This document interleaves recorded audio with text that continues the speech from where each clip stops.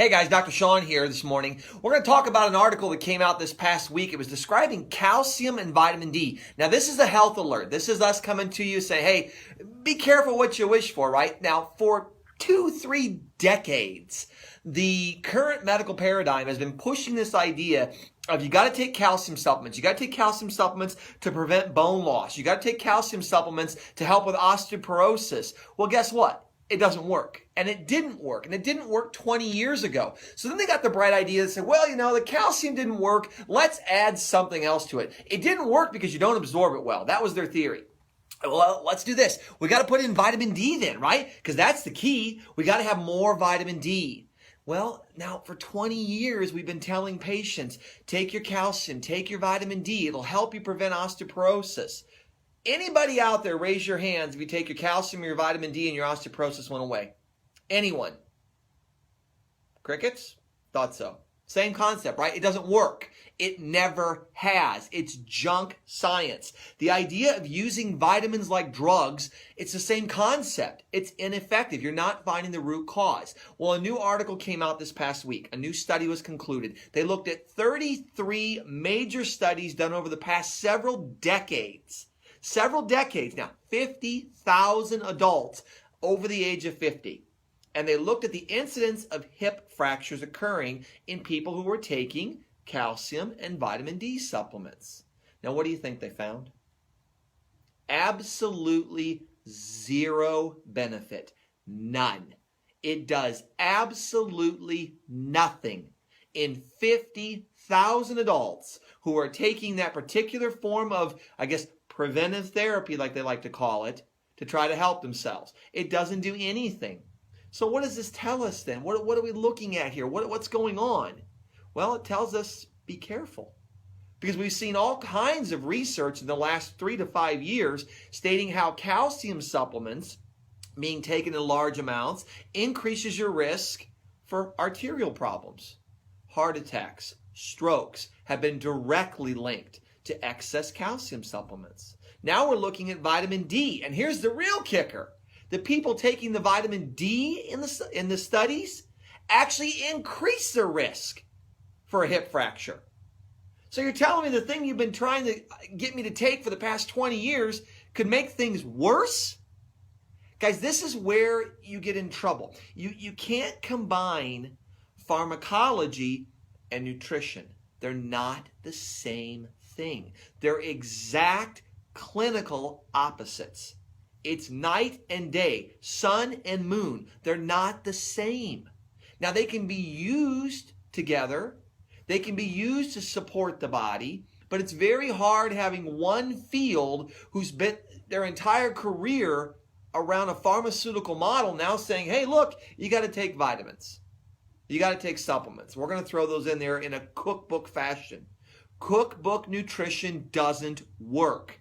That's why you can go to any bookstore and see thousands of books telling you this herb for this plant for that, this vitamin for this, take this mega dose of that. Why do you think there's so many? They don't work. They never have. Right? The only thing that works, guys, is understanding nutrition, understanding digestion. Now, here's the real irony about it. Because when you look at this, you think, well, doc, it makes sense that if I took calcium, because bone has calcium in it, and I took vitamin D because that helps the body to absorb calcium, it would be beneficial. But 2 decades of studies found nothing, zero benefit, and it actually increased the problem. So let's look at why. Let's look at a solution for this. We've laid out a problem there. We found new evidence of stating all this. Let's lay out a solution. First things first, calcium needs a highly acidic environment to get absorbed. Now think about that. So you're saying, doc, it needs lots of acid to be absorbed. It's only absorbed in a very small part of the digestive tract, the very tail end of the stomach, the very, very, very beginning of the small intestine before the gallbladder gets involved. That's where you absorb your calcium. Now you look at that and you think, I need lots of acid. But what if I'm taking a proton pump inhibitor or a Tums or Mylanta or Rolaids? Or gosh, what else is out there? The H2s, the Zantacs and things of that, the Tagamints. Those are all designed to do what? Reduce or stop acid. And if you are taking those then for heartburn, reflux, gastritis, Barrett's esophagitis, whatever else you can think of that falls under that heartburn family, if you look at that and you think, gosh, if I'm taking those, then I can't absorb my calcium. Would that affect my bones over time? Of course it would. Now let's look at vitamin D. We got to have it, right? Where do we get it from? Vitamin D, guys, is sunlight. Now, you don't absorb vitamin D from sunlight. You convert it, very much like a plant does. You take the sunlight, it hits the fatty acids and the cholesterol. Let's put that word out there. Cholesterol in your skin. And it converts that into vitamin D. That's where you get it from. So you look at that and think, well, gosh, if I'm taking a statin drug that lowers my cholesterol, then that would lower my ability for the body to produce vitamin D.